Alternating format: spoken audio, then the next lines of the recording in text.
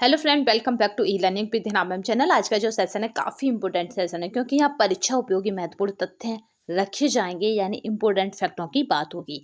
अगर बात की जाए कि कौन से इंपॉर्टेंट फैक्ट होंगे तो वो होंगे आधुनिक भारत के इतिहास से। आधुनिक भारत की अगर इतिहास की बात की जाए तो सबसे अधिक क्वेश्चन जो बनते हैं इतिहास में वो आधुनिक भारत से ही बनते हैं।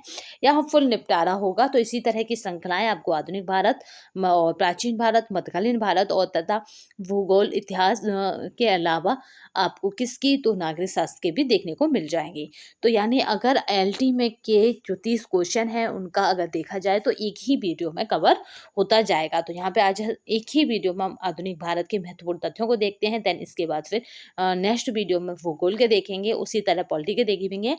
और ये काफ़ी इंपॉर्टेंट फैक्ट होंगे किसके लिए, एलटी के, क्योंकि एलटी में इससे बाहर क्वेश्चन नहीं बनेगा। याद रखिएगा, एलटी ग्रेड में की भर्ती में इससे बाहर कुछ नहीं है। तो इतने मोस्ट इंपॉर्टेंट ये फैक्ट हैं। तो चलिए स्टार्ट करते हैं आज का सेशन। ये आधुनिक भारत, हम बात करेंगे आधुनिक भारत की। आधुनिक भारत में अगर बात की जाए बेसिकली आधुनिक भारत की, तो आधुनिक भारत का जो शुरुआत होती है वो यूरोपीय कंपनियों के आगमन से होती है। यानी यूरोपीय कंपनियों का भारत में आना होता है, तभी से आधुनिक भारत शुरू माना जाता है। तो यहाँ पे पहला जो इम्पोर्टेंट फैक्ट है वो है वास्को डी गामा काली तट पर पहुंचा था। तो याद रखिएगा 1498 में पहुंचा था। बहुत बार पूछा जा चुका है कि वास्को डी गामा कहाँ पे पहुंचा था भारत में, तो कालीकट के बंदरगाह पे पहुंचा था। और कब पहुंचा था, तो 1498 में पहुंचा था, यानी 1498 में पहुंचा था। चलिए नेक्स्ट देखते हैं। पुर्तगाली उपनिवेश का प्रथम वायसराय भारत में आया था, तो वो आया था अल्मिंडा। बहुत बार पूछा जा चुका है कि कौन आया था पुर्तगालियों का प्रथम वायसराय, तो वो याद रखिएगा अल्मिंडा आया था। Francisco de Almeida. तो बस आपको याद रखना है अल्मिंडा, जिससे कि आप लॉन्ग टाइम तक इसे याद रख सकें। वास्को डी गामा का कालीकट पर स्वागत किया था, तो किस भारतीय ने स्वागत किया था, तो वो था जमोरिन। ठीक है, जमोरिन ने वास्को डी गामा का कालीकट पर स्वागत किया था। नेक्स्ट देखते हैं समुद्री यात्री और देश, यानी कौन सा समुद्री यात्री किस देश से आया था, यहाँ पे ये बताया जा रहा है। अगर वास्को डी गामा की बात की जाए तो ये पुर्तगाल से आए थे। और यहाँ पे बात की जाए, यहाँ पे क्रिस्टोफर कोलंबस, यानी बेसिकली इसको कोलंबस बोलते हैं। तो कोलंबस की बात की जाए तो ये स्पेन से आए थे। वास्को डी गामा की बात की जाए तो ये पुर्तगाल से आए थे। ये दोनों ही मोस्ट इंपोर्टेंट है, कई बार पूछे जा चुके हैं। आप हमें यहाँ पर डिस्क्रिप्शन बॉक्स में बताएंगे कि कोलंबस ने किस देश की खोज की थी। अगर कुक की बात की जाए तो ये ग्रेट ब्रिटेन से आए थे। कुक कभी पूछा नहीं गया, बट बेसिकली हम इसे देख के चलते हैं। कैप्टन कुक कहाँ से आए थे, तो ग्रेट ब्रिटेन से आए थे। तस्मान की बात की जाए तो ये हॉलैंड से आए थे। तस्मान कहाँ से आए थे, तो हॉलैंड से आए थे। चलिए नेक्स्ट फैक्ट को देखते हैं। भारत में पुर्तगाली शक्ति का वास्तविक संस्थापक था, तो कौन था, तो अल्बुकर्क था। बहुत बार पूछा जा चुका है कि भारत में पुर्तगाली शक्ति का संस्थापक था, तो वो था अल्बुकर्क। पुर्तगालियों ने भारत में प्रथम दुर्ग का मतलब होता है किला, दुर्ग का मतलब होता है ऐसा मकान बनाना जहां वो आक्रमण यानी विदेश कोई भी उनके ऊपर चढ़ाई करे, आक्रमण करे, उससे भी वो सुरक्षित रह सके। तो पुर्तगालियों ने ऐसा अपना घर कहाँ बनाया था, सबसे पहले तो याद रखिएगा कोचीन में बनाया था। ठीक है, ऐसा कहाँ बनाया था, तो कोचीन में बनाया था। मध्यकाल में सर्वप्रथम भारत से व्यापार संबंध स्थापित करने वाले थे। तो जो मध्यकाल था उसमें सबसे प्रथम किसने, तो पुर्तगालियों ने भारत से व्यापार संबंध स्थापित किए थे, क्योंकि पुर्तगाली ही पहले आए थे। चलिए नेक्स्ट चलते हैं। भारत में प्रथमतः सामुद्रिक व्यापारिक केंद्र स्थापित किया, तो वो भी पुर्तगालियों ने किया, क्योंकि जो आएगा वही सब चीज पहले स्थापित कर जाएगा। तो पुर्तगालियों ने किया। बंगाल की वादेल, चिंसुरा, हुंगली तथा श्रीरामपुर फैक्ट्री में से एक जो पुर्तगालियों द्वारा स्थापित की गई है, तो वो है उंगली फैक्ट्री, जो है पुर्तगालियों के द्वारा स्थापित की गई है। नेक्स्ट फैक्ट देखते हैं। ये जो पीडीएफ आपको हमारे टेलीग्राम तथा व्हाट्सएप पर मिल जाएगा। टेलीग्राम तथा व्हाट्सएप की जो लिंक है वो डिस्क्रिप्शन बॉक्स में मिल जाएगी। पांडुचेरी के संदर्भ में सही कथन है, तो सभी सही कथन है, याद रखिएगा। पांडुचेरी पर कब्जा करने वाले पहली यूरोपीय शक्ति पुर्तगाली थे।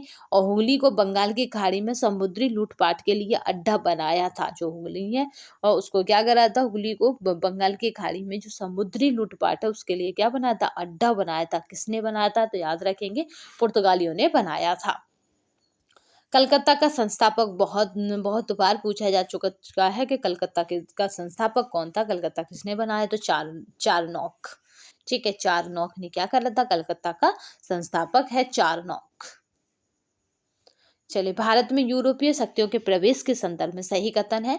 तो अंग्रेजों ने अपना पहला कारखाना दक्षिण भारत में मछलीपट्टनम में लगाया। पूर्वी भारत में अंग्रेज कंपनियों ने 1633 ईस्वी में उड़ीसा में पहला कारखाना लगाया। अगर बात की जाए डुप्ले की, तो डुप्ले के नेतृत्व में फ्रांसीसियों ने 1746 ईस्वी में मद्रास में कब्जा किया था। किसके, तो डुप्ले के नेतृत्व में। भारत के साथ व्यापार के लिए सर्वप्रथम संयुक्त पूंजी कंपनी आरंभ करने वाला लोग थे, तो वो थे डच। ठीक है, याद रखेंगे वो कौन थे, तो वो थे डच। भारत के साथ सर्वप्रथम व्यापार स्थापित करने वाले कौन थे, तो वो डच थे। पूंजी कंपनी का मतलब यहाँ पे है कि भारत के साथ व्यापार के लिए सर्वप्रथम पूंजी कंपनी के, यानी आप भी लगाए हम भी लगाए, इस तरह की कंपनी स्थापित किसने की थी, तो वो डचों ने की थी। नेक्स्ट कथनों को देख लेते हैं। डचों ने पुर्तगालियों को पराजित किया और आधुनिक कोची में उन्होंने फोर्ट विलियम का निर्माण किया है। बहुत पूछा जाता है कि फोर्ट विलियम का निर्माण किया था डचों ने, पुर्तगालियों ने, दोनों ने, अंग्रेजों ने या भारतीयों ने, तो याद रखिएगा फोर्ट विलियम का निर्माण डचों ने किया था।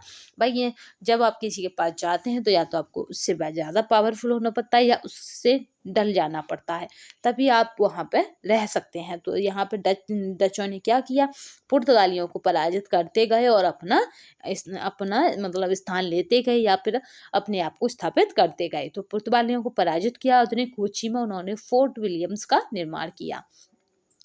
भारत में ईस्ट इंडिया कंपनी की सफलता का राज क्या था, तो भारत में भारतीय भावना की कमी थी।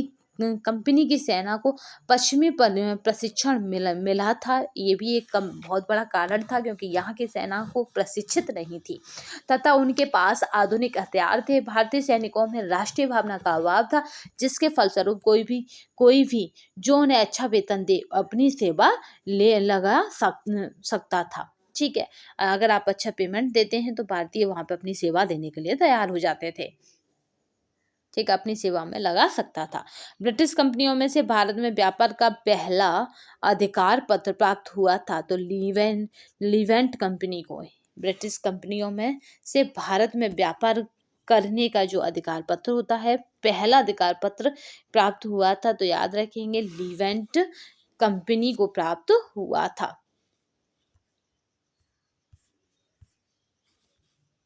ये पीडीएफ आपको हमारे टेलीग्राम तथा व्हाट्सएप पर मिल जाएगी। चलिए नेक्स्ट देखते हैं।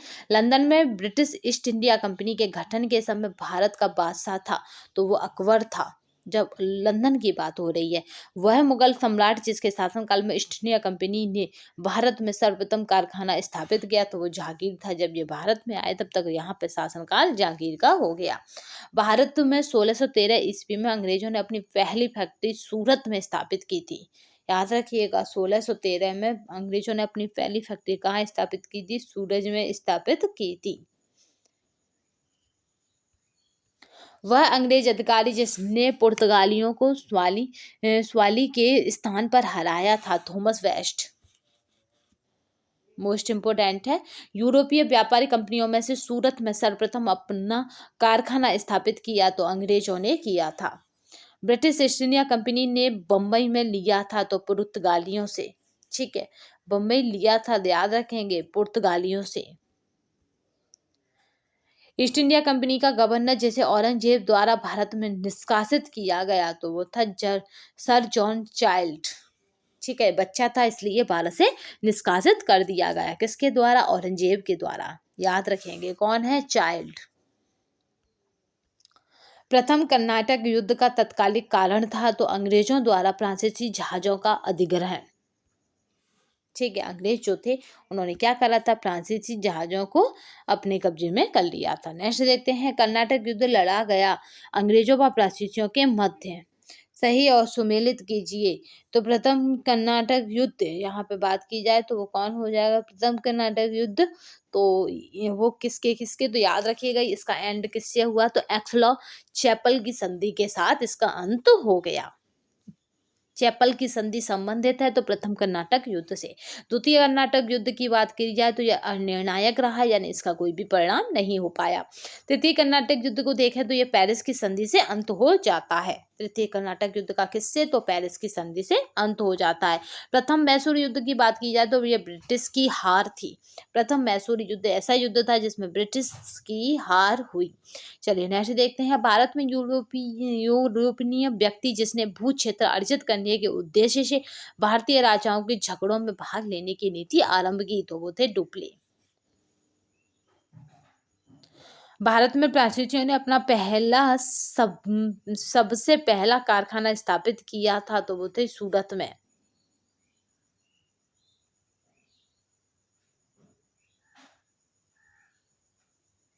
ठीक है, वो कहाँ थे? तो सूरत में। चलिए नेक्स्ट चलते हैं। प्लासी से ईस्ट इंडिया कंपनी संस्थापित हुई थी, तो यहाँ पे लुई 14वें के शासनकाल में। कब यहाँ पे संस्थापित हुई? तो लुई 14वें के शासनकाल में ये स्थापित हुई। भारत में प्लासी कंपनी का संस्थापक माना जाता है, तो अल्बर्ट को याद रखेंगे। अल्बर्ट को क्या माना जाता है? प्लासी कंपनी का संस्थापक। बंगाल के डचों द्वारा स्थापित कारखाना था, तो चिंसुरा। जो बंगाल के डच थे उनके द्वारा स्थापित कारखाना क्या था? तो वो था चिंसुरा में। प्राचीसी दक्कन में शक्ति आंदोलन स्थापित करने में असफल रहे, क्योंकि अंग्रेजों की फौज शक्तिशाली थी, इसलिए वहां पे फ्रांसीसी जम नहीं पाए दक्कन में। भारत में यूरोपीय शक्ति के आगमन का क्रम तो क्या है? सबसे पहले कौन आएगा यूरोपीय शक्तियों में? सबसे पहले पुर्तगाली, फिर यहाँ पे कौन आएगा? सबसे पहले पुर्तगाली, फिर डच, फिर अगर बात की जाए अंग्रेज के बाद फ्रांसीसी। पुर्तगाली, डच, अंग्रेज और फ्रांसीसी सही सुमेलित है। पांडुचेरी क्या है? फ्रेंच है। गोवा क्या है? पुर्तगीज है। और टानकेवार तो डेनिश है या डैन है। और सद्रास तो डच है। तो इस तरह से ये आपस में सुमेलित हैं।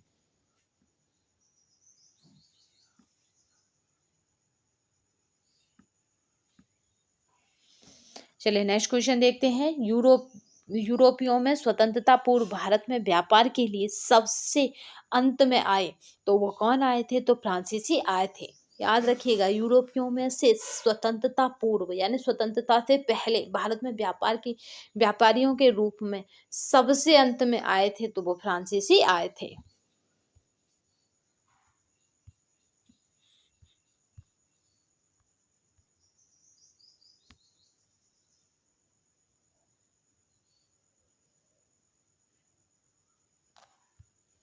चलिए नेक्स्ट क्वेश्चन देखते हैं। ईस्ट इंडिया कंपनी और बंगाल के नवाब, यानी हमें क्या देखना है? ईस्ट इंडिया कंपनी और उसके बंगाल के नवाबों को देखना है। चलिए, मुगल सम्राट द्वारा नियुक्त बंगाल का अंतिम गवर्नर था, तो मुर्शीद कुली खान था। बहुत बार पूछा जा चुका है। कुली खान था मुगल सम्राट द्वारा बंगाल का अंतिम गवर्नर, तो ये कौन है? कुली खान है। वह युद्ध जिसने भारत में ब्रिटिश प्रभुत्व को आरंभ किया, तो वो था प्लासी का युद्ध, जहां से ही ब्रिटिश जो प्रभुत्व था वो भारत में स्थापित हो गया था। सिराजुद्दौला लॉर्ड क्लाइव द्वारा परास्त हुआ था, तो प्लासी के युद्ध में यहीं से क्या हुआ कि ब्रिटिश साम्राज्य स्थापित होता गया। भारतवर्ष में ब्रिटिश साम्राज्य का संस्थापक था, तो वो था रॉबर्ट क्लाइव। भारतवर्ष में याद रखिएगा, ब्रिटिश साम्राज्य का संस्थापक कौन है? तो वह है Robert Clive. Albuquerque, Robert Clive और फ्रांसीसी डुप्ले तथा यहाँ पे है लॉर्ड्स कॉर्नवालिस में से जिसे स्वर्ग से उत्पन्न सेना नायक कहा गया वह है। तो स्वर्ग से उत्पन्न सेना नायक किसको कहा गया था? तो रॉबर्ट क्लाइव को कहा गया था। प्लासी का युद्ध मैदान अवस्थित है, तो पश्चिम बंगाल में। प्लासी का युद्ध मैदान कहाँ पे है? तो पश्चिम बंगाल में है। प्लासी का युद्ध लड़ा गया था, तो याद रखेंगे 1757 में। अभी तो 1857 की क्रांति आएगी, वो मोस्ट इम्पोर्टेंट है। ठीक है, पहले सबसे पहले जो प्लासी का युद्ध है याद रखिएगा, यहाँ से शुरुआत होती है ब्रिटिश साम्राज्य की, तो याद रखेंगे 1757। बंगाल का वह नवाब जिसने अपनी राजधानी मुर्शिदाबाद से मुंगेर स्थानांतरित की, तो वो था मीर कासिम। बहुत बार पूछा जा चुका है कि कौन नवाब था जिसने अपनी मुर्शिदाबाद से मुंगेर स्थापित की थी, तो वो था मीर कासिम। सबसे अधिक निर्णायक युद्ध जिसने अंग्रेजों के शासन मतलब सबसे अधिक निर्णायक युद्ध जिसने अंग्रेजों के भारत में प्रभुत्व को संस्थापित किया, तो वो था बक्सर का युद्ध। सबसे अधिक पूछ रहे हैं निर्णायक युद्ध की, तो याद रखिए वो था बक्सर का युद्ध। ये सबसे अधिक निर्णायक गया, इसमें बिल्कुल क्लियरिटी थी। तो इसलिए अंग्रेजों के भारत में प्रभुत्व को स्थापित किया या संस्थापित किया। बक्सर के युद्ध के समय दिल्ली का शासक था, तो वो था शाह आलम द्वितीय। बक्सर की लड़ाई के समय बंगाल का नवाब था मीर जाफर। ठीक है, बंगाल का नवाब कौन था? मीर जाफर था।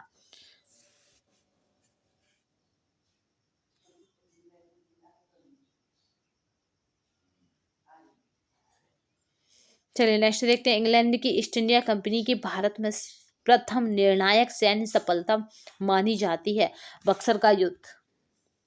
ईस्ट इंडिया कंपनी को दीवानी प्रदान की थी बादशाह, यहाँ पे याद रखेंगे शाह आलम द्वितीय ने। ईस्ट इंडिया कंपनी को किसने दीवानी प्रदान की थी? तो वो था शाह आलम द्वितीय ने। 1765 ईस्वी में ईस्ट इंडिया कंपनी को बंगाल की दीवानी प्रदान की थी, तो वो थी कि मुगल सम्राट ने। बंगाल की किसने की है? तो वो मुगल सम्राट ने की थी।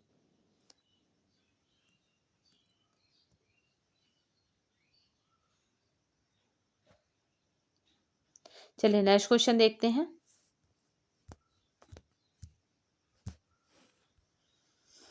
वह गवर्नर जिसे कार्यकाल में ईस्ट इंडिया कंपनी को बादशाह शाह आलम द्वारा बंगाल, बिहार और उड़ीसा में दीवानी का अधिकार दिए गए, क्लाइव था। लॉर्ड क्लाइव था, इसीलिए इसको क्या कहा जाता था? सम्राट शाह आलम द्वितीय ने ईस्ट इंडिया कंपनी को बंगाल, बिहार तथा उड़ीसा की दीवानी प्रदान की थी। वो थी 12 अगस्त 1765 में। शाह आलम द्वितीय ने क्या करा था? ईस्ट इंडिया कंपनी को बंगाल, बिहार और उड़ीसा की दीवानी प्रदान की।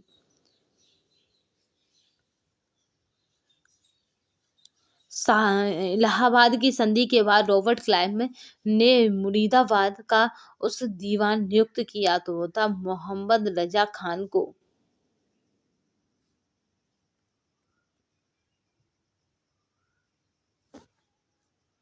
चलिए नेक्स्ट क्वेश्चन देखते हैं। इलाहाबाद की यहाँ पे हो गया, इलाहाबाद की संधि के बाद रॉबर्ट क्लाइव ने मुर्शिदाबाद का उप दीवान नियुक्त किया था, तो मोहम्मद रजा खान को। उप दीवान कौन हो गया था? तो वो था मोहम्मद रजा खान को। 1765 ईस्वी में दीवानी प्रदान किए जाने के बाद ब्रिटिश सबसे पहले जिस पर्वतीय जनजाति के संपर्क में आए वह है खासी। ठीक है, खासी जनजाति के संपर्क में आए सर्वप्रथम।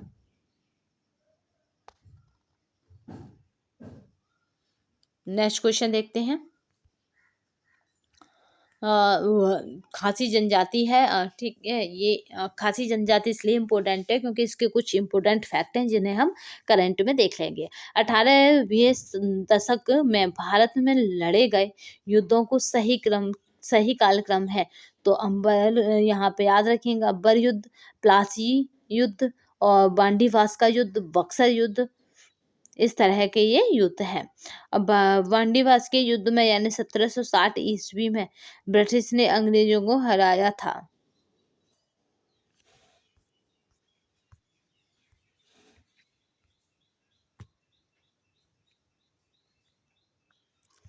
नेक्स्ट क्वेश्चन देखते हैं।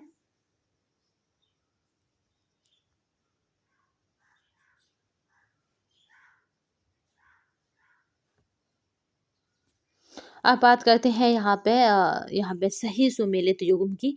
तो बक्सर का युद्ध किसने? तो मीर कासिम विरुद्ध ईस्ट इंडिया कंपनी थी। बांडीवास का युद्ध की बात की जाए तो प्लासी विरुद्ध ईस्ट इंडिया कंपनी थी। यहाँ पे चिलिया वाला का युद्ध तो यहाँ पे डलहौजी के विरुद्ध सिख थे। मोस्ट इम्पोर्टेंट है क्योंकि याद रखिएगा ये युद्ध। तो ये सिख किस युद्ध में थे? डलहौजी के विरुद्ध, तो याद रखेंगे चिलिया वाला युद्ध में। खुर्दा का युद्ध तो या निजाम विरुद्ध मराठे थे।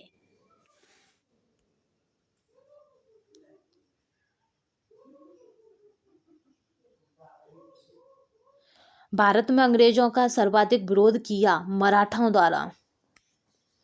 क्षेत्रीय राज्य और पंजाब एवं मैसूर। ठीक है, अब हम देखेंगे क्षेत्रीय राज्यों को और पंजाब और मैसूर से बनने वाले क्वेश्चनों को। रणजीत सिंह के राज्य में सम्मिलित था श्रीनगर, बहुत बार पूछा जा चुका है। श्रीनगर किसके राज्य में सम्मिलित था? तो रणजीत सिंह के राज्य में सम्मिलित था। रणजीत सिंह संबंधित थे यहाँ पे सुकर चयिका या मिसल से।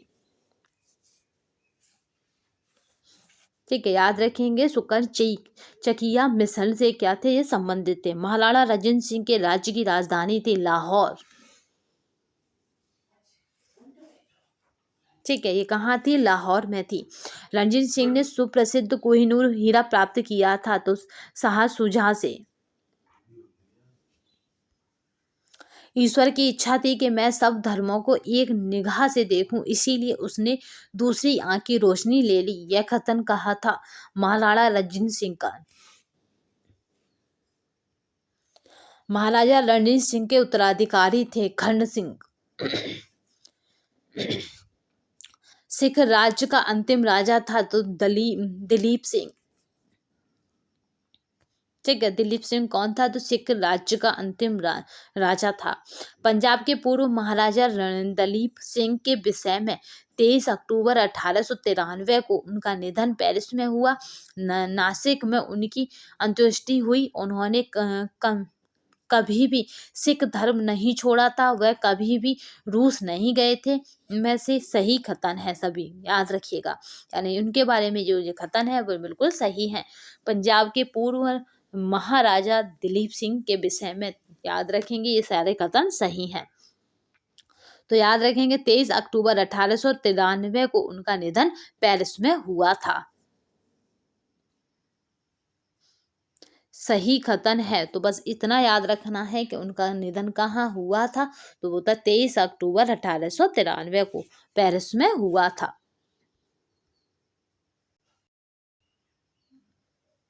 पंजाब के विलय के पश्चात पंजाब पर शासन करने वाले के लिए 3 की परिषदीय सदस्य थे। तो थे सर हेनरी लॉरेंस अध्यक्ष थे, जॉन लॉरेंस और चार्ल्स ग्रेविल मानसेन। ये इस तरह के ये तीनों ही इसके क्या थे? यहाँ पे पश्चात पंजाब पर शासन करने के लिए 3 परिषदीय सदस्य थे। प्रथम यहाँ पे आंग्ल मैसूर युद्ध जो 1766 से 69 में हुआ था, तो इसमें विजय किसको मिली थी? तो वो थी हैदर अली को। बस इतना पूछा जाता है कि प्रथम आंग्ल मैसूर युद्ध में कौन विजय रहा? तो वो थे हैदर अली। नेक्स्ट क्वेश्चन देखते हैं। ब्रिटिश जनरल जिसने हैदर अली को पोर्टनोवो के युद्ध में हराया, तो वो था सर आयर कोट। टीपू सुल्तान ने अपनी राजधानी श्रीरंगपट्टनम में बनाई थी। वह भारतीय शासक जिसने विदेशों में आधुनिक पद्धति से दूतावास स्थापित किए थे, तो वो थे टीपू सुल्तान। इसीलिए इन्हें जाना जाता है कि इन्होंने क्या करा था? दूतावास वाला पद मतलब स्थापित किया। चलिए नेक्स्ट क्वेश्चन देखते हैं। टीपू सुल्तान ने ब्रिटिश सेना में 1780 ईस्वी में हराया था, तो यहाँ पे है पॉलीलूर में। ठीक है, पॉलीलूर में याद रखेंगे। अंग्रेजों ने श्रीरंगपट्टनम की संधि की थी तो टीपू सुल्तान के साथ। टीपू सुल्तान अंग्रेजों के साथ युद्ध में मारे गए थे 1799 में। अभी हम ये सारी घटनाएं 1700 के आसपास की देख रहे हैं। सही सुमेलित कीजिए। तो यहाँ पे है प्रथम आंग्ल मैसूर युद्ध हैदर अली विजित हुआ था। द्वितीय आंग्ल मैसूर युद्ध निर्णायक रहा था, जबकि तृतीय आंग्ल मैसूर युद्ध की बात की जाए तो टीपू सुल्तान युद्ध में पराजित हुआ और अपना भूभाग अंग्रेजों को दे दिया।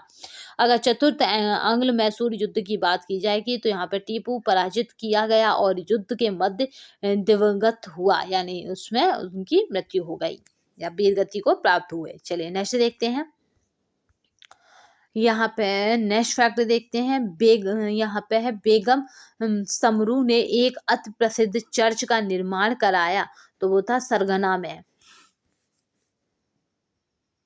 सही कथनों की देख लेते हैं। यहाँ पे सही कथन की बात की जाए तो यहाँ पे सही कथन है। महाराणा रंजीत सिंह ने लाहौर में तोपों के निर्माण के लिए आधुनिक ढलाई खाने स्थापित किए। आमेर में सवाई जय सिंह ने यहाँ पे बुकिंड के रेखा गणित के तत्वों का संस्कृत में अनुवाद कराया। मैसूर में टीपू सुल्तान ने श्रृंगेरी मंदिर में देवी शारदा की मूर्ति के निर्माण के लिए धन दिया। तो यहाँ पे सही कथन क्या है, तो वह है प्लासी के युद्ध में सिराजुद्दौला की पराजय के लिए मीर जाफर ने अंग्रेजों से मिलकर षड्यंत्र रचा। गवर्नर जनरल और वायसरायों को देखेंगे। यहाँ पे अगर सही कथन की बात की जाए तो देखिए सही कथन क्या क्या है, तो वह है सही कथन जन प्रशासन की नींव वारेन हेस्टिंग द्वारा मजबूती से रखी गई, जिस पर ऊपरी संरचना यहाँ पे कॉर्नवालिस ने की। ईस्ट इंडिया कंपनी की असैनिक और सैनिक सुधार करने का श्रेय क्लाइव को था। लॉर्ड डलहौजी ने द्वितीय के सिद्धांत आधार पर ब्रिटिश साम्राज्य में समृद्ध क्षेत्र जोड़े। याद रखिएगा किसके सिद्धांत पर, तो द्वितीय के सिद्धांत पर। कलकत्ता में एशियाटिक सोसाइटी की स्थापना के समय बंगाल का गवर्नर था, तो वो था वारेन हेस्टिंग। सुरक्षा प्रकोष्ठ की नीति संबंधित है वारेन हेस्टिंग से। बंगाल में द्वैत शासन प्रणाली यानी ड्यूअल गवर्नमेंट को स्थापित किया, तो वारेन हेस्टिंग ने। वह गवर्नर जनरल जिस पर ब्रिटिश संसद में महाभियोग का मुकदमा चलाया गया, वारेन हेस्टिंग। भारत काल में न्यायिक संगठन की स्थापना कॉर्नवालिस ने। वह गवर्नर जनरल जिसने भारत की प्रसंविधाबद्ध सिविल सेवा को वेंटेड यानी सिविल सर्विसेज ऑफ इंडिया का सृजन किया, जो कालांतर में भारतीय सिविल सेवा के नाम से जानी जाती है, तो भी कॉर्नवालिस। न्यायिक संगठन कॉर्नवालिस, याद रखिएगा। सिविल सेवा कॉर्नवालिस। लॉर्ड कॉर्नवालिस की कब्र स्थित है, तो गाजीपुर में। 1802 ईस्वी की वेसिन की संधि पर हस्ताक्षर हुए थे, तो अंग्रेज तथा बाजीराव सेकंड के मध्य। लॉर्ड वेलेजली की सहायक संधि को स्वीकार करने वाला पहला मराठा सरदार था बाजीराव द्वितीय।